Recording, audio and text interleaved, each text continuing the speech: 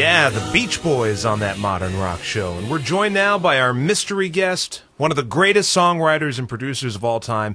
It's a tremendous honor to have him with us. Brian Wilson is with us tonight. And Brian, you have been on fire these past few years. Yes, I have. Well, you finished Smile. I mean, you had the Christmas album, tours. Well, I tour quite often. Yeah, and now you've got this new record, That Lucky Old Sun. Now, this record is sort of like a concept album about a day in the life of Southern California, right? Right. Well, there's poetic images. Van Dyke Parks wrote some poetic images about L.A. Was that the idea at the beginning, or did you write a bunch of songs and then it all kind of fell into place? Right. I started writing songs. First, I wrote a song called Morning Beat. Mm-hmm.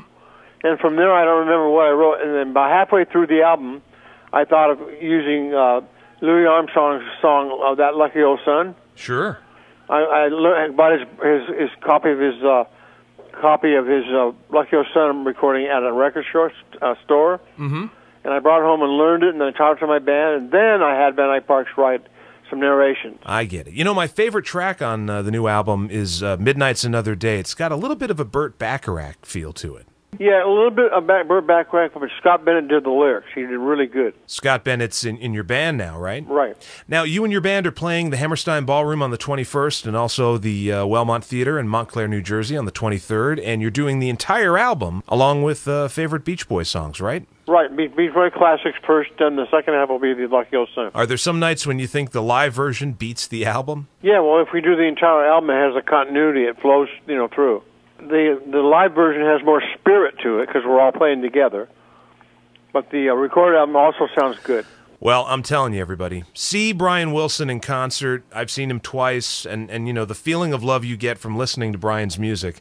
And this is a tremendous opportunity for me to personally thank you for that, Brian, because when I've been at my lowest and depressed, and I could always turn to your music and feel taken care of. Oh, good.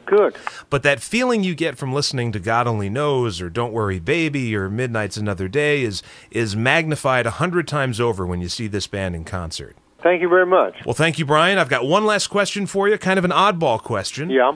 Everyone knows that you're a big fan of the Four Freshmen, but I've never heard you mention the Lettermen. Did you like those guys at all? Letterman? I love the Letterman, yeah.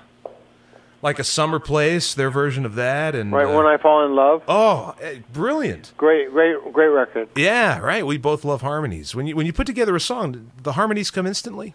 Well, first I get the melody, then I get the harmony. Right.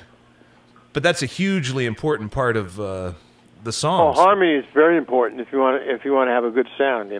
I've always felt that harmony is probably the best thing you can do. Yeah, I've always felt that harmony is where the spiritual aspect of Beach Boys records and your solo records has always been. And I'll tell you what, it's great talking to you, and I know you're a busy guy. Just keep going. I mean, you're out there. You're the king of California. Thank you very much. I appreciate your time.